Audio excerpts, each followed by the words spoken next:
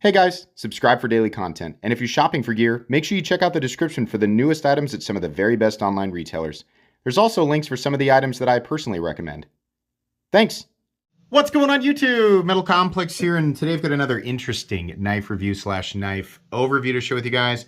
This is the Arcane Designs Preytheon, which is something that is available for pre-order right now. Comes in a few different forms. We have this G10 and S35VN version. These are all inset liner locks, by the way.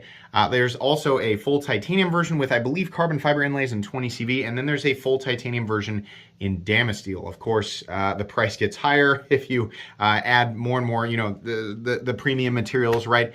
But those are all available for pre-order right now, so I will link it right down below if you guys want to check that pre-order out. Thank you so much to Arcane Design for loaning me a sample so that I can take a look at it. This is not mine. I do not get to keep it. It'll go back.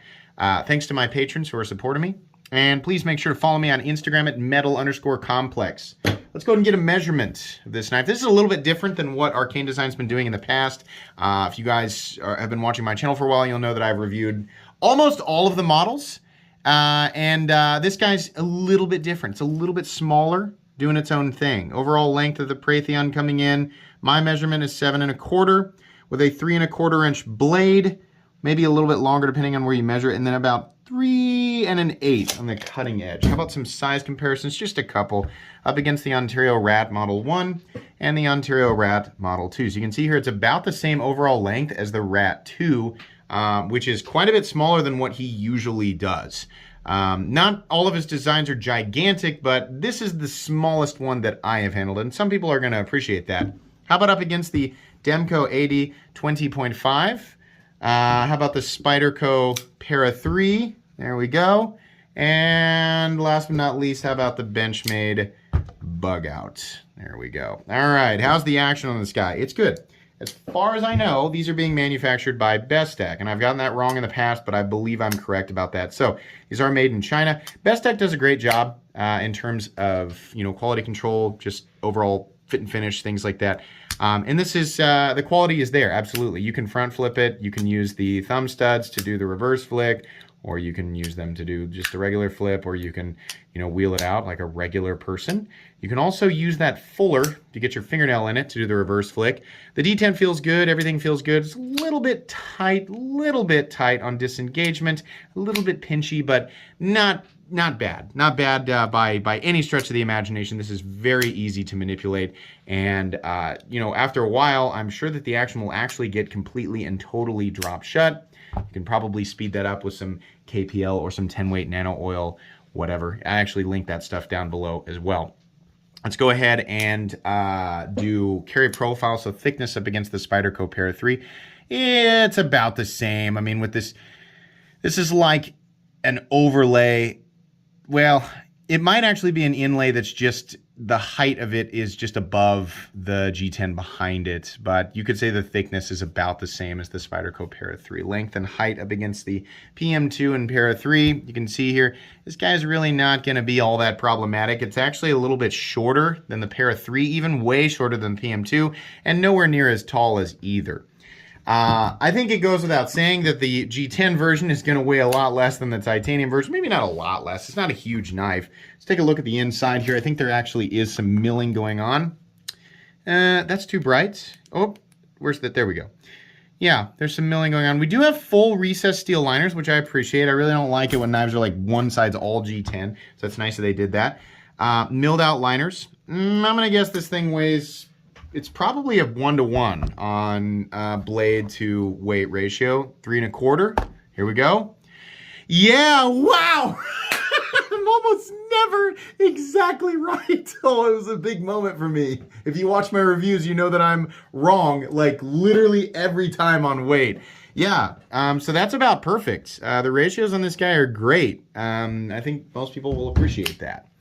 Let's go ahead and do a hardware check. Get out my tools. As per usual, my tools are very inexpensive and very recommendable. You can find them right down in the section of my description that talks about the tools I use on this channel. Yep, there we go. I'm going to guess that's a T10. Maybe I'm wrong. I am wrong. It is a T8. Sorry about that. We're just going to check just to be sure. There's your T8. And yeah, the thumb studs can also be removed with a T8. Your handle screws are a T8 on both sides. And then there's that, there it is. Screw for the pocket clip is also, and thank you. Minimal hardware, all T8. That is the way to do it. Thank you very much. Why is the scale still on? There we go. Let's go ahead and measure blade stock thickness. I think this guy's actually a little bit lighter on the, if I remember correctly, a lot of his, he likes a thicker blade stock. I think this guy's gonna come in a little bit thinner. Not crazy thinner. It says 136 thousandths there, so that's about medium, right, as far as pocket knives go. Is that everything? Did we do? I always feel like I'm missing something. Yeah, okay. So the Preytheon, smaller knife, inset liner lock, which, if I'm not mistaken, is the first time he's ever done that. It's also a front flipper. So front flippers are fun. I'm really glad he included a second means of deployment. I'm also really glad that it is a thumb stud and not a flipper on a knife of this size. Sorry, we're shaking, the camera's shaking all over the place. On a knife like this, it's not small, but a flipper tab would have cramped you, right? Really glad that he did that. These areas right here look very like you must put a finger here and you must put a finger here. And that's pretty much accurate. You pretty much have to choose, like, do you want to choke up? Do you want to be back here? If you're back here, I can just barely get 4 fingers on it, and it's reasonably comfortable. Pocket clip is, you know, short, not super obtrusive or intrusive. That's not the type of channel that this is. I don't have to get words right? But yeah, you can choke up on it, and ergonomics are okay. They're all right. You know, it's certainly not nearly as aggressive as some of his other designs. And that's the thing about Arcane designs. I've always complimented that the design language is very distinct. You're gonna know the first from the moment you see the first one, you're gonna be able to spot an Arcane design knife in a sea of just craziness, right? We have so many things out there. Arcane design has always done a good job of, you know, the identification. Like it's the same type of thing. It's not like the designs aren't all searching to be something. They're all within the same theme, and I appreciate that. I can always tell without the logo being there. In the past, some of the designs were just big rectangles or, you know, like a rhombus with a blade on it. And it looked really cool, right? Because it was like the first one that I handled was like a big aggressive tanto, and it was this big like rectangular handle. And it was wild. It was really cool to look at, but it wasn't super comfortable to hold. These now are still, they have that kind of angular, futuristic sort of space, deep space kind of look, right? But this is it's a little more comfortable. It's a little more like traditional knife handle, right? So I appreciate that. There's a decent access to the liner lock. It's just kind of a tight, pinchy area. And it's kind of, this isn't scalloped out or rounded down very much. It's not a sharp, but it is a 90-degree angle. So it's going to be a little bit, it's fairly tight in there. And the tension on that liner lock is fairly high. So after, you know, 5 or 6 times of doing that, you're going to look at your thumb and go, yeah, it's starting to pinch it up just a little bit. I literally did not give any example whatsoever. It just looks like I've got dead skin on my thumb. Maybe a couple more times you can see it starting to do that kind of. Not that big of a deal, right? I mean, if you're going to sit around and open and close this thing 100 times in a row, then you're going to notice it. But just getting it out to make a quick cut, no big deal.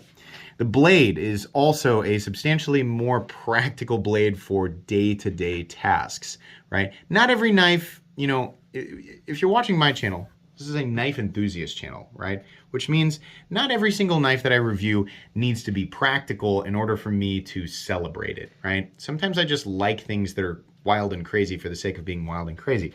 But I also appreciate a good practical blade shape, and this is a good practical blade shape. We have a nice swedge up here. This has kind of got like a dark, like heavy stonewash finish on it. There's different finishes, different colors, right? So if you're not digging the color combo here, you know, you can check out the link down below and find that there are different variations. A couple, I think, I honestly can't remember. I feel like there's at least variations of the G10 one. Maybe I'm wrong. There are at least different tiers of this knife, right? So you're not stuck with just this specific version of the knife. We have some jade in contrast with black, and it looks cool. I mean, this is there's more going on here than just a simple scale like this. It's not the same material, but, he could have done that, and that's not what happened here. There's a little bit more complexity going on, right? Best Deck does a good job at this. These edges are kind of angular. I mean, like I said, there's still some angular sharpness to this, and it wouldn't be an Arcane design if it didn't have that, right? He's not making ovals. He's still making triangles and rectangles, and that's not bad. This is part of the design language, right? So yeah, but anyways, the thumb studs are in the right place. This little fuller here is in the right place. This looks nice. I started going on the handle, and I was talking about the blade. The jimping is absolutely functional, very deep, and on the more aggressive side, but that's good. I mean, you can definitely lock in there. You can definitely choke up there. Flat ground blade, and it comes down to, honestly, a pretty thin edge. I don't always like to test on paper, but sometimes when I can't get a good read on it, I kind of just want to feel it. Yeah. Actually, yeah, it's pretty good. It's about medium. It's not ultra, like razor slicey, but it's still wanting to readily pass through. Just kind of looking to see if we're doing more of a tear or more of a slice, and this is, more on the slice side. So that's good. We have a tip that's definitely going to puncture, absolutely going to puncture, right? Because it's pointy, and that's what tips do. This particular variant is S35VN and G10. If you want 20 CV, which is Crucible's version of M390, you will pay more to get it in combination with titanium. You cannot get 20 CV on the G10 version or S35VN on the titanium version. It's not necessarily that 20 CV is universally better than S35VN. That's just what the knife world has led us to. We've just been led to feel like 20 CV and M390 are more premium steels. So they are generally coupled with titanium, and if, in this case, there is a less expensive version of the knife, you get a steel that feels less, even though, truthfully, day to day, I still prefer S35VN over M390. It doesn't hold an edge quite as long, but it's way easier to sharpen, and it just doesn't quite chip as often, which is really sucks to sharpen out. So it's a preference thing. Don't feel like, oh, I'm missing out because I'm not getting M390/20 CV. No, you're not missing out. It definitely is a preference thing. If your day-to-day requires the composition and proper heat treatment of M390/20 CV, then okay, right? But if you're just kind of just a normal blah, you'll be just fine with S35VN, right? Buy what makes you happy. It's kind of one of those things. Both blade steels are definitely in the premium category. Fit and finish all the way around on the blade looks good. I don't really have any issues with that. They even managed to keep the thumb stud mostly out of the cutting path, which is nice. I appreciate that. Like I said, I like how the overlay/inlay thing, honestly, I think it's just laying on top. I like how it sort of matches the lines here and just has its, it just kind of adds to that kind of cool deep space future tech kind of look, right? I also like that it's translucent and we can sort of see the black coming through underneath it. It looks good. For those wondering, no, it does not glow in the dark. That's just G10 naturally looks like this before it's dyed, so that's just what it looks like, right? Simple backspacer, and then we have a wraparound reversible titanium pocket clip. At least I believe that it is titanium. It is. Yeah, so that's cool. So lefties, you can still enjoy this, and honestly, it's still definitely easy to manipulate with the left hand. So even though it's a right-handed liner lock, lefties, you can still enjoy it. There is a stop pin, and it is located right here. And there is no shouldering, sorry. No shouldering, but it doesn't necessarily need it. There is no blade play, up, down, left, or right. There is no lock stick. There is no pivot lash. It's nice and smooth and consistent in here, and we have a nice clicky detent with a perfectly centered blade. This is cool. It's different than what he usually does, but the same design language is there. There's a less expensive option for people who have always gone, wow, those knives are cool, but all of them are freaking expensive. And his prices have been high. Like, you know, it's always kind of felt a bit like, but okay, it's different. This is a different look, and it's not the same just like flat scales and flat just boring look that it's like every knife that's released looks like that, right? His knives tend to be a bit more intricate in as far as like, you know, how much machining would be involved versus the general competition. This is still a knife that's made in China, and as far as the materials go, right, I mean, yes, they are materials you can get for a lower price point. So all of that considered, and you know, again, alongside the fact that I have handled like, I don't know how many knives on this channel. I have almost 2,700 uploads. So let's just say I've handled a lot of knives, ranging from about $20 to about $6,000 or $7,000, right? So that's what I'm using to gauge this, and I'm taking into consideration, you know, inflation is affecting everything. $190 on the pre-order price for this guy, $350 for titanium and 20CV, and for some reason, $640 for titanium and Damasteel. I'm going to keep making people aware of this. Damasteel is not an excuse to add another $300 to the knife, right? And it's like everybody's doing this, right? It's all of a sudden, you know, it used to be like you're going to pay about $120 to $150 more for Damasteel, which is fair. We still have companies like, for example, Sharp by Design, who are not going completely and totally bonkers with Damasteel. So let's settle down with that, can we?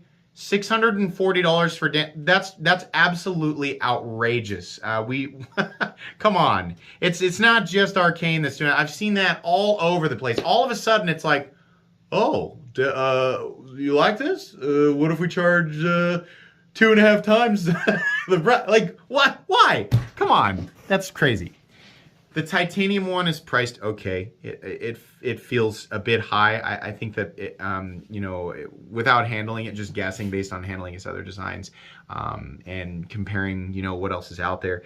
I don't know, 3 to 320. This one also feels a bit high at 190. It feels more like, you know, 160 would have been. It's hard because remember, we can still get the Ritter Hogue, which is a USA made knife that is also highly textured, you know, complicated in terms of the actual texturing on the G10, and then inset liners. We can get this, an M390, for, what do these go now? 180, 190? And it's made in the USA. You could make an argument that's a little less complicated, but this just feels high. Like 150 or so would have felt a little bit better. I'm not sure why we're at 190 with this thing, but I don't know. You know, it's like everybody is so all over the place with pricing, and this is all right. It just feels really high, and it's a cool design, and it's definitely more practical than some of his other stuff. But I just, you know, it's really hard for me to ignore sometimes the you know, the increase in price when we you know. So, sometimes these types of things are they're well within the parameters of acceptable, and then sometimes I just have to point out, hey, come on now, we still can get the USA made Ritter Hogue and M390 and G10 for, they had an understandable price increase here lately, but have kept it absolutely reasonable, if I'm not mistaken, at about 180, 185 something in there. Come on, like we still have those. So I think sometimes, you know, with these Chinese made knives, it's like, yeah, they're really cool, but let's back up here and get back into reasonable territory with pricing. Cool knife, not feeling like everybody needs to rush out and grab this one. It's not absolutely blowing me away, but if you like it, it'll definitely bring you happiness. It's absolutely made well, and it's made with the materials that you would want given this general zone of pricing, right? It just, it's on the higher end, right? So anyways, that's going to be pretty much it today. Thanks again to Arcane Design for loaning this out for me to take a look at. Please make sure to follow me on Instagram at metal_complex if you enjoyed this video. Leave a like. If you'd like to check out my other content, I do, of course, have lots of videos of knives that are either expensive or inexpensive that I do or don't like, so check those out. And if you enjoy all my content, go ahead and click on that Metal Complex logo right there and subscribe, because there's definitely more coming. Thanks again for watching, everybody, and have a great day.